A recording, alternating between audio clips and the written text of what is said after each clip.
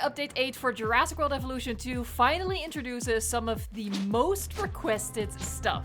The update launches tomorrow, November 30th, on all platforms for free, and I'm excited to give you an early access look at the new content coming to your game. New decorations, new variants, weather control, and much more. Everything in this video is free. The paid DLC I've covered in a separate video that you can find on the channel. Check that out and subscribe to see the creative builds that I'll be doing with the new content. Let's start with the new decorations coming into the game, first of which these 9 different banners. So we have 3 different support designs and 3 different fabric designs. So let's start with these ones. These are more classic flags. We have the log, the viewing dome, and the underwater dome.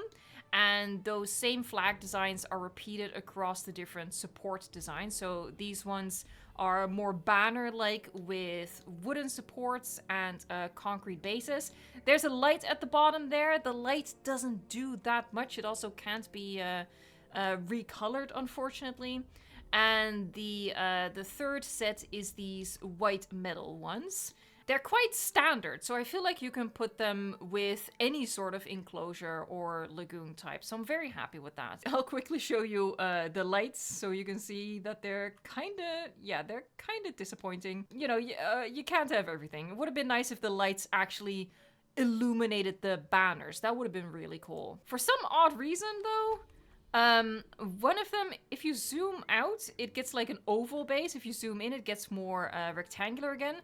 But it does have the oval light, whereas the other ones have the square or the rectangle light. Not really sure what's up with that. And just for the purpose of overview, here I've organized them by banner type, by banner design. So you can see what that looks like together. All right, next up we have floating plants. What? Yeah, we have floating plants. Okay, well, okay. But we have several different of these tiny plant pots coming into the game.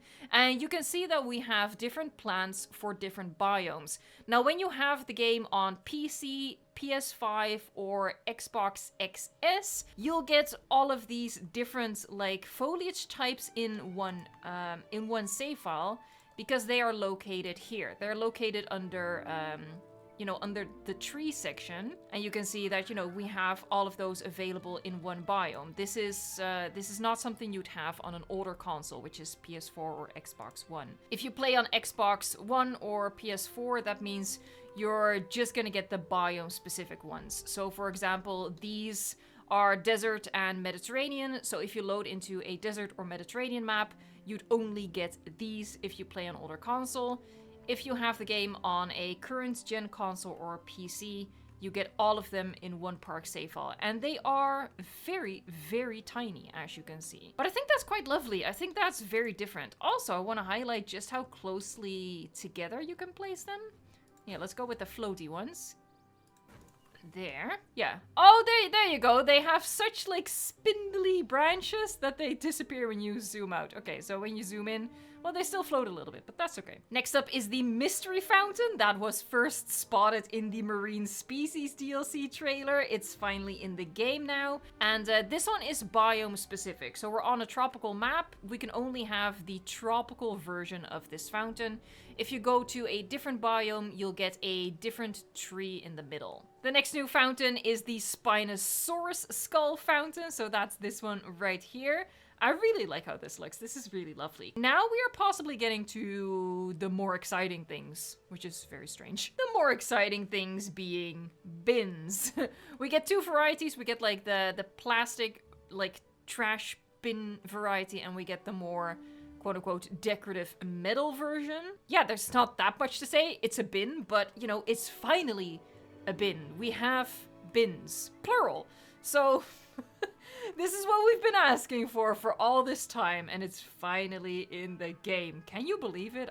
Honestly. The other highly requested decoration coming into the game, benches. And yeah, we have 2. We have a wooden variety, and we have this really bright white. Honestly, it almost feels like there's no texture on the white at all, but the base is metal. So yeah, we have 2 benches to add to our parks.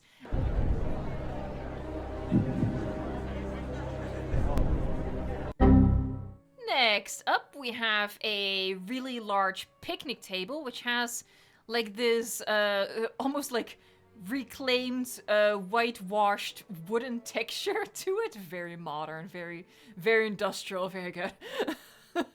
And lastly, in the decoration section is a sunbathing chair. That's gonna be really nice to like decorate little beach areas with, because obviously we have these parasols. And look how cute! Like you can make a little beach area. That's actually adorable. Here, this has a closed one. I think that's super cute. We're in the species viewer, so we can see that Frontier has changed some movie accurate skins into variants so that we can apply the customizable skins to them. So for example, the Allosaurus previously had a skin, which was Allosaurus 2022, and it had a completely different movie accurate model. Now, that movie accurate model is a variant right here, and you can already see that it comes with customizable skins. It still, of course, has the movie accurate skin as well, but you can switch it up and give it one of the skin varieties. Let's get her moving. There you go. And you can already tell what a huge difference, like, the different skin colors make. So I think you're gonna get just a whole lot more use out of these movie accurate models now. This one looks really good. All right, so let's look at some of these patterns. I think look at what's happening on the muzzle. The pattern is different from the base Allosaurus. Yeah, definitely. So they've actually given it, like, they haven't just taken these skins and pasted them onto this variant. They've actually made, like, legitimate custom skins for it. This, like, yellow situation on the mouth is really cool. Unfortunately, it comes with, like, this weird green on the body, but here, if you do that, oh, that is cool. Oh, that's, like, right away a contender for one of my favorite skins right there. Allosaurus is only one of 5 that they've done this for, so the next one that we should be looking at is Dimorphodon. Dimorphodon had a tiny fluffy variant as a skin. Now it has it as a proper variant. There it is. So this previously only had the movie accurate skin, which is this one right here. But again, now we can do that. It looks like the feathering on the back remains black. Whoa. That's super colorful. All right, so let's see what the pattern does. Oh, I like that. Oh, I like that. Oh, that's good. Oh, I actually skipped one alphabetically. We also have Brachiosaurus, which now has its chunky 2001 pattern. And this is looking promising. We actually have a sauropod with a real pattern going on. Are we gonna see some actual colors as well? All right, so let's cycle through these. Oh, that looks quite colorful. Promising. Let's see. Oh. Oh my god. Guys. Oh my, wow. Wow. That is the best skin a sauropod has in this game, in my opinion. Look at that. Look at that. We have actual colorful sauropods. I'm so happy. That's really gorgeous. Oh, big fan. Next up, one people were very excited about, which is that the 2001 Pteranodon now has customizable skins. I'm happy about it as well because I hate this version of the Pteranodon. I hate it. It's so ugly, it like bothers me. But now we can switch to this, and instead of only having the movie skin, which is still great, don't get me wrong, we get lovely variety. All right, so first we're gonna turn off the pattern. Let's see what we have here. Oh, oh, they did good with the skins. Oh, dang. Wow. I love that. Oh my god. Rest in peace, the Jurassic World Pteranodon, because I will never, ever use it again. You know, skins mean a lot to me. You know this. All right, and finally, which makes me very happy, my personal IRL favorite dinosaur, the Stegosaurus, now has its movie model as a variant. I'm so happy right now. I am so happy. I can't even properly articulate it. Okay, so we have the base color here. Let's cycle through. All right, this looks promising. Oh, That looks so good. Okay, a little less so. Well, let's see what we can... That's so... that is awesome. That is awesome. That is awesome. My mind is being blown right now. Not me being worried that they would, like, have to step down with the quality and quantity of the free updates. Oh my god, am I glad I am wrong. Thank you, Jesus. Stretch your stuff, baby. Heck yeah. Alright, so that turned out way better than anticipated. Let's move on to the next feature and have our minds blown some more. Alright, so we're gonna be checking out the new capture mode capabilities on my mini Manticore Island build, which is a current park build going on the channel. If you want to see the kind of creative builds I will be doing with all of the new options that free update 8 brings, then consider subscribing to the channel. Alright, so capture mode. And here you go, time of day. So this is default. This is just what you set it to in the actual sandbox settings. But we can change that right here to midday. Dang, that's bright. We can go to dawn. We can go to dusk. Okay, yeah, I see that the position of the sun changes, but that's about it.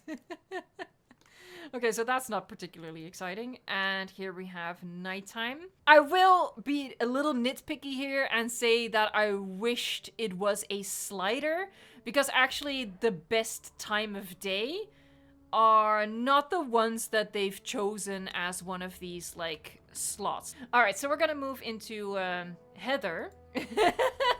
I mean, you know, typos happen. Oh, there you go, there you go. It's the most wonderful time of the year. Oh, look at that. Oh, we have snow in the desert. Now, this biome that we're on right here is Alpine, I believe. It's either Alpine or Taiga. We're gonna hop into one of the other maps as well and see if we have different weather options. I would assume so. I think light snow, for example, snow to begin with, is limited to a map that actually already has snow as its weather option, as its terrain texture. Now it should also, yeah, there you go, actually cover the terrain. So you can have this on permanently. How cool is that? All right, so we can move to overcast, so we can make it cloudy. Here they come rolling in. Okay, so we're on our desert map. Let's see the weather options. Yeah, there you go, light dust. Let's speed it up, there you go. We can make it overcast, so... Whoa! Dust storm. Oh, yeah, here it comes. Like, you can already imagine the types of, like, videos you can make with this, right? And screenshots, it's gonna be so cool. Like, for people who love, like, doing the videography and photography in this game. It's gonna make it so much easier and better to create some really awesome scenes. A new thing that is available in both sandbox and custom challenge mode is pre-built levels. So we're gonna check that out. So you have the default, square, expanded, and now pre-built levels. What this means is that you have already some structures, some paths, some enclosures on your map. So let's load into this custom challenge mode. I didn't change anything else. We're just gonna look at what they've built on the map to begin with. It is very bare bones. I think this is... I don't know actually where this comes from. Is this from the... I'm guessing this is from the story mode? I actually don't know. But yeah, it is very bare bones. I kind of expected that it would have been a little bit more, to be honest. But yeah, there you have it. So you can load in and have these buildings in place. Here's another example in San Diego. What you start out with, this is a sandbox example of this, but again, you'd have the same in your custom challenge mode. I will put up the list of all of the maps in which this option, this pre-built layout option, is available. Again, both in sandbox and your custom challenge modes. A second thing for, again, both sandbox and custom challenge mode is that you can now choose to shuffle your dinosaur species unlocks. Here, I'm assuming this is it, and they've just named it differently, dig site randomization. partially randomize the order in which dig sites are unlocked, only available when expeditions and fossils and research are turned on. So if you turn this on, it's gonna randomize which species you have available at which point in the gameplay, rather than going through the same unlock tree and the same dig sites for every single challenge mode. When they introduced this for Jurassic World Evolution 1, it was hugely appreciated by challenge mode players because it really upped the replayability of that mode, so I predict the same is going to be the case here. Alright, so the hatchery has two new functions. First, we're going to go into synthesize dinosaur, and what you can do now is you can search for a specific dinosaur. So let's say I'm looking for the Utahraptor. There she is. This is really handy now that we have like such a long list of dinosaurs at this point, like 90 out of 90 land species available. If you go into the hatchery knowing exactly what you want, instead of having to scroll down, you can now easily search for it. So let's say Indominus Rex, Indoraptor. Just a little quality of life thing that I think might actually take a little while to get used to. Like, it's one of those things I would 100% forget first, but I think it's going to be really helpful. The more exciting change to the hatchery is the automate bay, and this is a way to maintain a certain population. So what we're gonna do is we're gonna make Drysaurus, we're gonna begin automation, and we're gonna say automate the creation of a set amount of species. We're gonna say the population needs to maintain at 5. This is cool. You can even select auto airlift and select their location. So you don't even have to have the hatchery attached to a specific enclosure. You can just have a hatchery somewhere in your park and resupply an enclosure on the other end of your map. That's really cool. But I think most of us are going to be using this for like a Site B mode, where you're just going to want to have them release normally. Although you could airlift them towards specific territories. That might be interesting. But for now, we'll set it to just releasing from the gate. Confirm automation.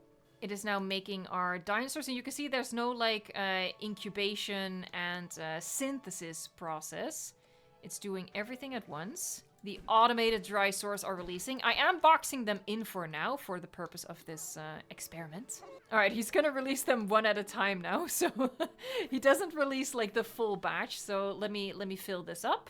Okay, so now I have my 5 dry sources, whether that's in a habitat or roaming free in your park. You have a population of 5. Let's now introduce a carnivore. And you can see that one slot remains reserved for this species. So you go to a different slot. Hold on, clicked on the wrong thing. You go to Automate Bay, and we're going to make a carnivore. Here, let's do Herrerasaurus. Begin automation. We're gonna do the population at, 3 is the minimum. All right, so we're gonna confirm automation. All right, so this is our first automatically produced Herrerasaurus in the park. All right, so now when you're like building an ecosystem, again, whether it's in a habitat or free roaming, things are gonna die. That's how nature works. And we're just gonna wait and see what happens. All right, here you go. Herrerasaurus has gone in for the hunt. We have a dead Drysaurus. And now, there you go, we have a new Drysaurus coming into the park. Oh, we have 2 dead Dryos already, so we're gonna have the production of 2. Oh, it's going fast, it's going fast. This hatchery has a lot of work to do. Here's another dead one, they're killing all of them. Another replacement Dryo. The Herreras are killing the Drysaurs faster than the hatchery can keep up with. So that's something to be mindful of. Like, the hunting goes very hardcore. So your hatchery might have a little bit of trouble keeping up with the population. But of course, they're in like super close confinement right now. That also plays a role. But, you know, this hatchery is just going to keep spitting out Drysaurus to try and maintain that ecosystem.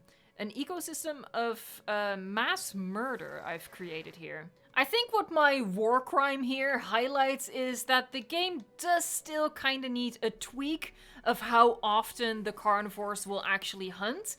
Because obviously there's oodles of food around, but they're still actively hunting down the living Drysaurus instead of feeding on the carcasses. There really should be an option where they legitimately only hunt for food, and that's not what's happening here. So that is an issue I foresee with this automated hatchery. Of course, it is a great update to come into the game, but it is showing some limitations here with how just bloodthirsty our carnivores are. If we do an additional bay and we automate it, and let's say here, let's make these begin automation. Oh, their minimum is different per species. There you go. It's a minimum of 7 for homalocephaly.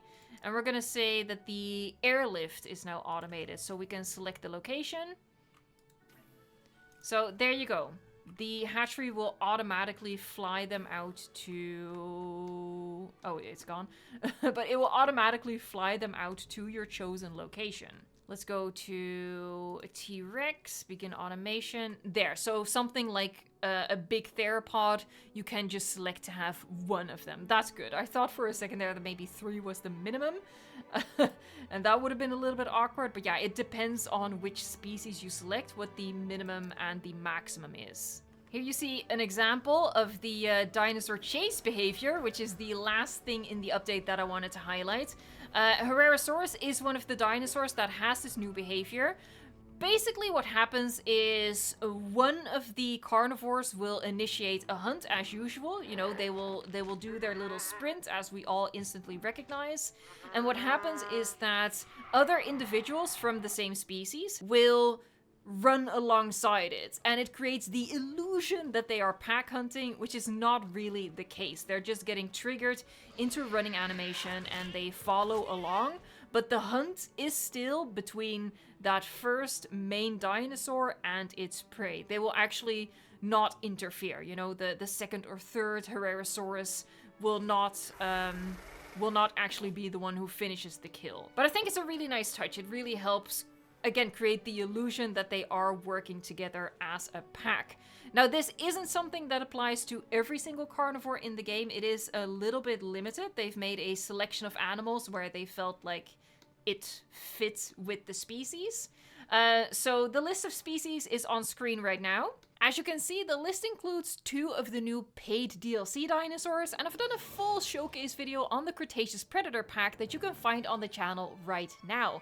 If you are excited about the DLC and want to see the awesome skins and animations to get hyped for the release tomorrow, or if you are undecided about whether or not to get the DLC and you need to see more to help you decide, then in both cases I highly recommend that you go check out that video. Remember that what I've shown you in this video are only the highlights. We have to wait for tomorrow for Frontier to release the full patch notes to see what other things are hiding in this update, because there's always little things that we miss out on. So stay tuned for that coming to the channel tomorrow. Thank you so much for watching, liking, subscribing, and until next time, enjoy the game.